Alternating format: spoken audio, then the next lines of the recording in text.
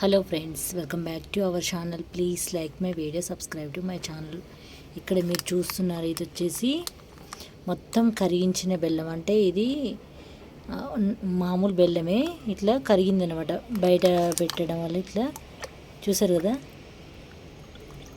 ఇది నార్మల్ వాటర్లో కలిపి కూడా డైరెక్ట్ ఇచ్చారనుకో, చాలా అంటే ఈ వర్షాలకు ఎందుకో బెల్లం అనేది మెంట్ అవుతుంది బాగా. ఇప్పుడు ఇది క్రాప్ దశలో ఉన్న వాటిని, ఇది చూసారు కదా,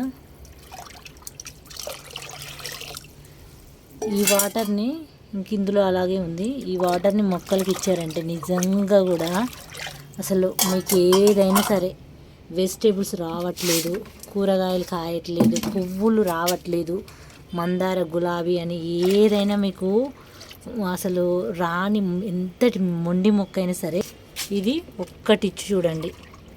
ఇప్పుడు నేను వేడికి ఇస్తాను, మీకు చూపిస్తాను. ఇక్కడ బీరపూత ఫ్లవరింగ్ ఉంది, క్రాప్ దశకు వచ్చింది, అందుకే ఇప్పుడు దీనికి ఇస్తున్నాను. ఇక్కడ చూడొచ్చు, ఇక్కడ టమాటాలు ఆల్రెడీ ఇక్కడ మంచి సైజు వచ్చి ఇది మంచిగా ఎదగాలి అంటే ఖచ్చితంగా ఈ పోషకాలు ఇవ్వాలి. ఇక్కడ చూడండి, పోషకాలు సరిపోకపోతే ఇది పిందగా మారదు. ఇది తీసేయడం బెటర్లేండి, ఇది కొంచెం అంత పర్ఫెక్ట్గా లేదు. ఇది చూడండి, దీనికి ఖచ్చితంగా పోషకాలు ఇస్తేనే దానికి బలం అందేసి మంచి సైజ్ అనేది వస్తుంది. ఇక్కడ టమాటాలు కూడా మొత్తం క్రాప్ దశలో ఉంది. ఇక్కడ బీరపు చెట్టు, ఇది ఇంకొక బీర చెట్టు, ఇది కూడా మొత్తం ఫ్లవరింగ్ స్టేజ్లో ఉంది. ఇక్కడ కాకర మొక్క చూడండి, ఈరోజు ఎన్ని పాలినేట్ చేశానంటే 3-4 హ్యాండ్ పాలినేట్ చేశాను. ఇగో ఇక్కడ చూడండి, 3 వచ్చినాయి ఒకసారి. ఇగో ఇక్కడ ఇంకొకటి ఇక్కడెక్కడో చేశాను, అది కొంచెం పెరిగితే కానీ కనిపిస్తాయి, ఇక్కడ ఇక కనిపించట్లేదు. ఇవన్నీ ఈ గుత్తులు ఉన్న చోట పోషకాలు సరిపోవాలి. ఇందులోనే బెండ మొక్క కూడా ఉంది. ఈ బెండ మొక్కలు కూడా క్రాప్ దశలో ఉన్నాయి. ఇలాంటి వాటికి మనం ఇచ్చుకున్నప్పుడే మంచిగా క్రాప్ అనేది వస్తుంది. క్రాప్ రావాలి అంటే, పువ్వులు పూయాలంటే ఖచ్చితంగా ఇవ్వవలసిన ఫర్టిలైజర్ ఇది. ఇక్కడ చూడు, ఈ బెండకాయ మంచిగా సైజు వచ్చి, అందుకే ఇందులో పోషకాలు సరిపోవని ఇంకొక బెండ మొక్కను తీసి పక్కన పెట్టాను. ఇంక ఈ మందార పువ్వులు రావాలి. ఈ మధ్య అయితే మందార పువ్వు ఒక్కటి పూయట్లేదు, ఎందుకంటే నేను ఈ బెల్లం బనానా ఫర్టిలైజరే ఇవ్వట్లేదు అసలు వర్షాల కారణంగా. ఇప్పుడు మీకు నేను బనానా ఫర్టిలైజరు, బెల్లంతో వేసిన ఫర్టిలైజర్ చూసినాక ఈ పువ్వులు ఎలా వస్తే మీకు నెక్స్ట్ ఖచ్చితంగా చూపిస్తాను. ఇంకా ఇక్కడ చూడండి, ఇవి కూడా మంచిగా కాయలు. ఇక్కడ కూడా ఇంకొక మొక్క ఉంది కదా సొరకాయ, దానికి కూడా క్రీపర్ రోజ్. దీనికి చూడండి, ఇందులో పెద్ద పెద్ద మొక్కలు ఉన్నాయి కాబట్టి ఎంత వర్షాలు పడుతున్నా వెంటనే డ్రై అయిపోతుంది. ఇప్పుడు ఇంత పెద్ద మొక్క ఇందులో ఇన్ని పువ్వులు వేసుకొని ఉంది, దానికి సరిపోదు. ఎందుకంటే ఖచ్చితంగా బలంతో కూడినవి ఇస్తేనే ఇవి చక్కగా క్రాప్ అనేది వస్తుంది, ఆ పువ్వులు అనేది వస్తాయి. ఇంక ఇక్కడ చూపిస్తాను చూడండి,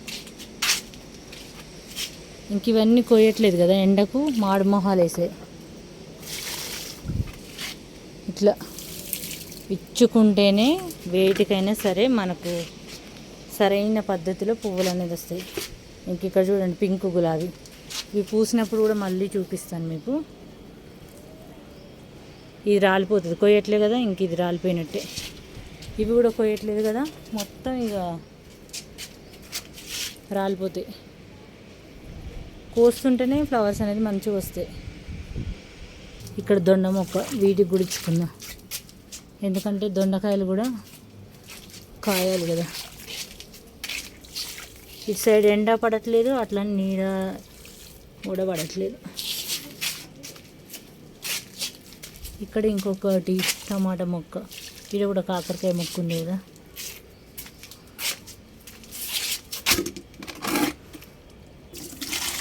ఇలా బెల్లానికి మొక్కలకు ఉన్న అనుబంధం మామూలుది కాదు. ఇలా ఇచ్చినప్పుడే మంచి క్రాప్ అనేది వస్తుంది. బెల్లంకి మొక్కలకు ఉన్న ఇది సంబంధం.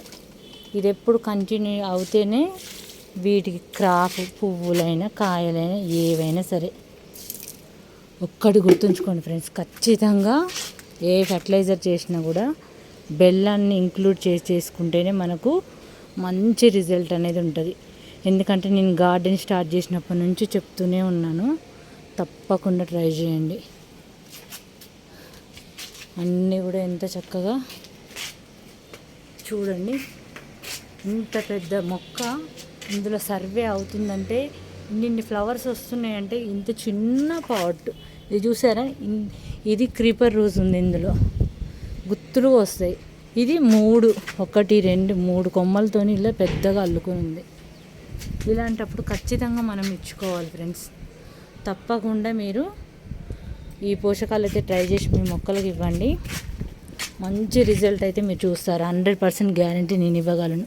నేను ప్రతిసారి ఇంతకుముందు కూడా చెప్పాను, ఫర్టిలైజర్ ఏదైనా ఖచ్చితంగా బెల్లం అయితే ఉండాలి. మనం రైస్ కామన్ కానీ కర్రీస్ డిఫరెంట్స్గా తింటాం కదా, ఫర్టిలైజర్ వేరు చేసుకున్న డిఫరెంట్గా అందులో బెల్లాన్ని అయితే ఇంక్లూడ్ చేయండి. నేను చెప్పేది అదే. తప్పకుండా వ్యూవర్స్కి అర్థమవుతుందని అనుకుంటున్నాను.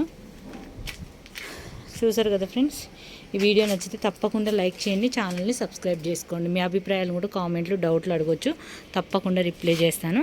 Thanks for watching. Please support and help me friends.